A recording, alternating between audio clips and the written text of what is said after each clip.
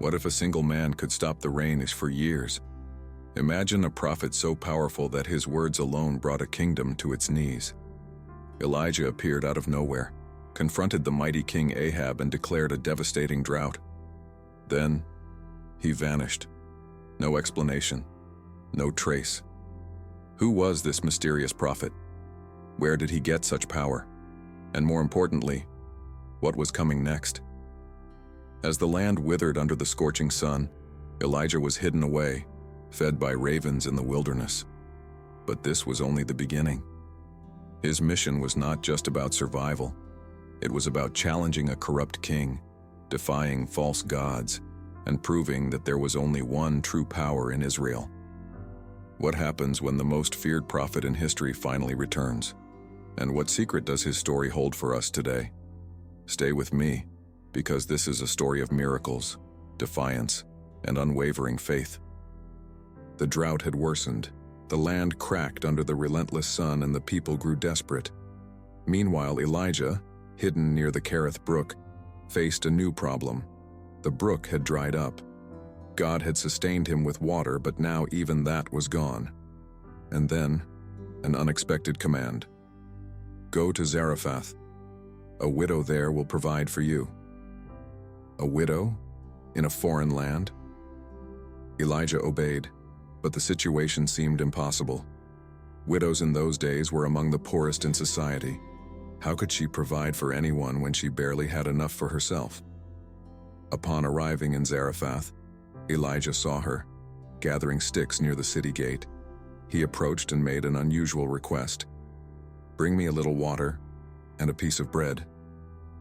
The widow turned, her eyes filled with sorrow. I have only a handful of flour and a little oil. I was preparing my last meal for my son and me. After that, we will die. Silence, hunger, desperation. And then, Elijah spoke words that must have sounded insane. Do not be afraid. First, make a small loaf for me. Then make food for yourself and your son. For this is what the Lord says. The jar of flour will not be used up, and the jug of oil will not run dry until the Lord sends rain on the land. A test of faith. A choice between reason and belief. The widow hesitated, then obeyed. She made bread for Elijah, then for herself and her son. And the impossible happened. The flour never ran out, the oil never dried up. Day after day there was enough. A miracle.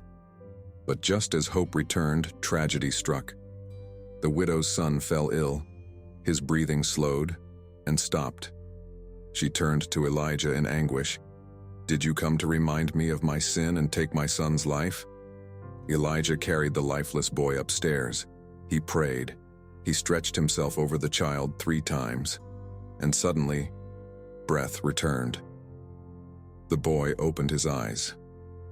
A moment of despair turned into a revelation. The widow looked at Elijah with new eyes.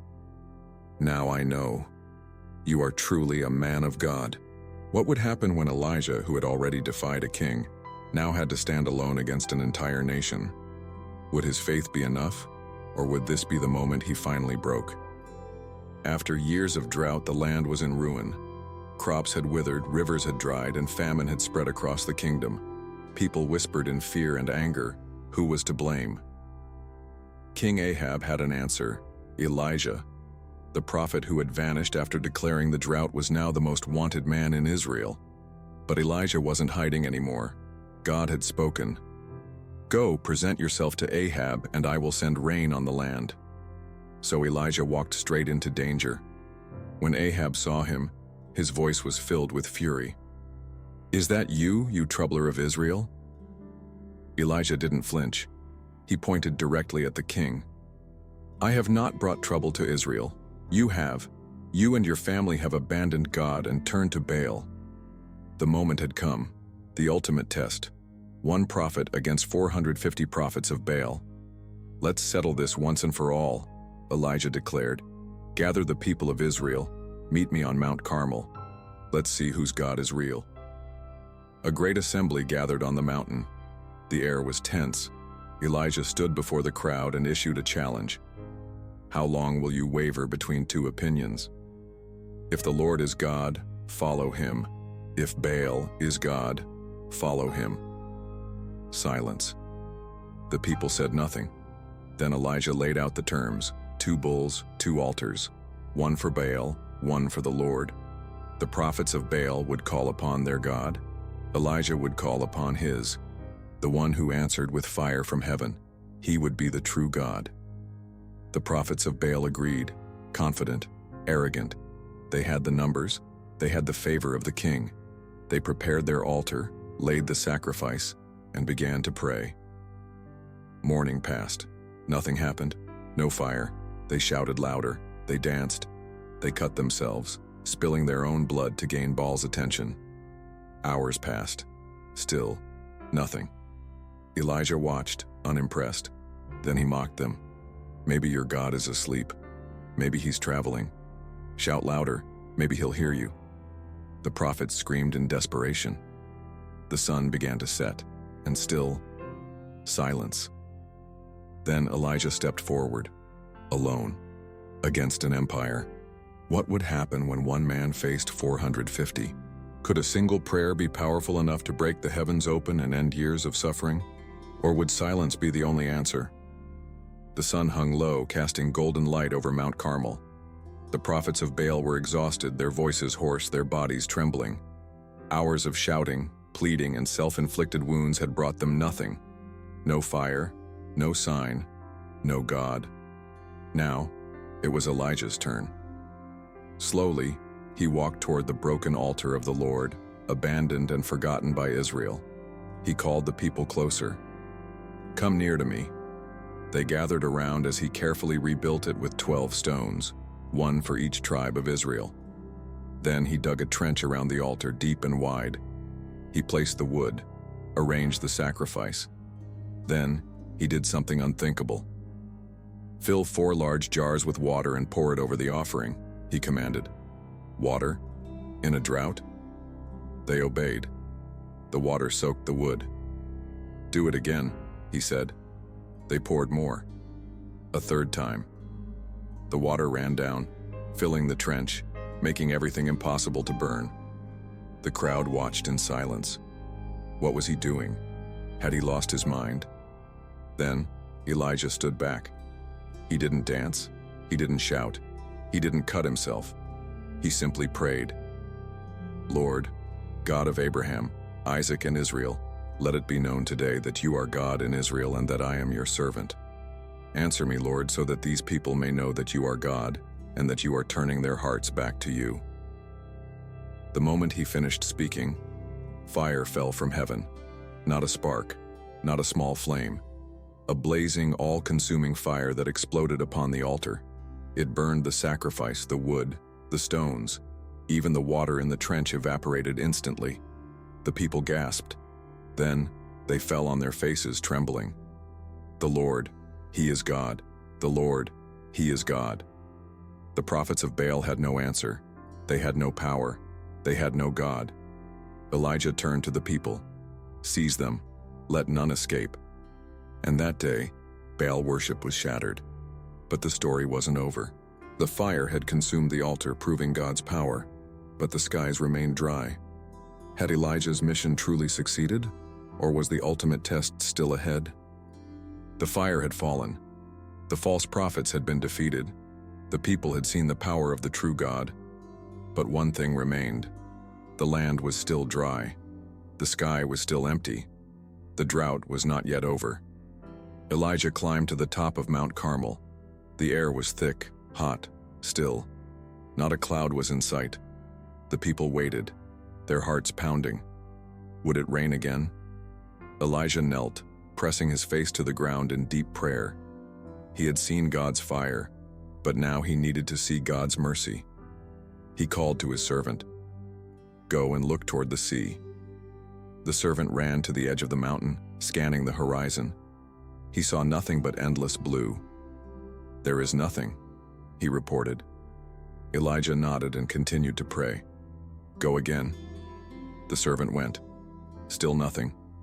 6 times Elijah sent him out, and 6 times he returned with the same answer. Nothing. But Elijah did not stop. He didn't hesitate. He knew God had spoken. He knew it would rain. Then, the seventh time, everything changed. The servant squinted at the horizon. A tiny speck appeared, barely noticeable. A tiny cloud, no bigger than a man's hand, rising from the sea. He hurried back. "A cloud is gathering." Elijah stood up immediately. The time had come. He turned to King Ahab. "Go, eat, drink, and prepare your chariot, for a great rain is coming." The king hurried away, and within moments the sky was transformed. The wind howled, the skies darkened, and a great storm blew up. It rained heavily for the first time in 3.5 years. The people shouted for joy. The drought was over. Then, something extraordinary happened. The Spirit of the Lord came upon Elijah, and with supernatural strength he outran Ahab's chariot all the way to Jezreel. One man, one prayer, one unwavering faith, and God answered. But Elijah's greatest trial was not fire or drought. It was what came after. When fear took hold, would the mighty prophet stand firm or fall? The rain had fallen. The drought was over. Elijah had witnessed fire from heaven, the defeat of false prophets, and the restoration of faith in Israel. But his greatest battle was yet to come, not against kings or idols, but against fear and despair. News of Elijah's victory spread fast, reaching the ears of Queen Jezebel. Furious, she sent a chilling message. "By this time tomorrow, you will be dead." Elijah, the fearless prophet who had stood before hundreds, now ran for his life. He fled into the wilderness, his spirit crushed. Exhausted, hungry, and alone, he collapsed under a broom tree. His prayer was unlike any before. "Lord, I have had enough. Take my life." This was Elijah's breaking point. The same man who had called down fire was now consumed by doubt. But God had not abandoned him. As Elijah slept, an angel touched him. "Get up and eat." Before him lay fresh bread and water. He ate, drank, and slept again. The angel returned, urging him to eat more, for the journey ahead was long. Strengthened, Elijah walked 40 days and nights to Mount Horeb, the very mountain where Moses had met God. There, in a cave, he waited. Then God spoke. "What are you doing here, Elijah?" The prophet poured out his heart. "I have been zealous for you, but I am alone. They seek to kill me." God told him to stand at the entrance of the cave. Suddenly, a powerful wind tore through the mountains, but God was not in the wind. Then, a mighty earthquake shook the land, but God was not in the earthquake. Next, a raging fire blazed through, but God was not in the fire. Then, a gentle whisper. Elijah covered his face. God was there, speaking in the stillness. "Go back, Elijah. You are not alone. There are 7,000 in Israel who have not bowed to Baal. Your mission is not over." Elijah had sought death, but God gave him a renewed purpose. His journey was not about miracles alone. It was about learning that God's power is not always in the dramatic, but in the quiet moments of faith. Elijah's story is not just a tale of the past. It is a call to faith, courage, and unwavering trust in the divine. His journey teaches us that no matter how dark the times seem, no matter how strong the opposition, those who stand firm in their faith will witness miracles. The fire that fell on Mount Carmel was not just a display of power. It was proof that God is always listening, always present, and always ready to respond to those who trust in Him. But here's the real question. What about today? Are you willing to stand firm like Elijah, even when the world seems to be against you? His story challenges us to move forward with courage, to trust in the unseen, and to know that when we call upon God, He answers in ways beyond our imagination. If this story inspired you, don't forget to subscribe and hit the notification bell so you never miss our next powerful Bible story. And remember, like Elijah, divine power lives within you.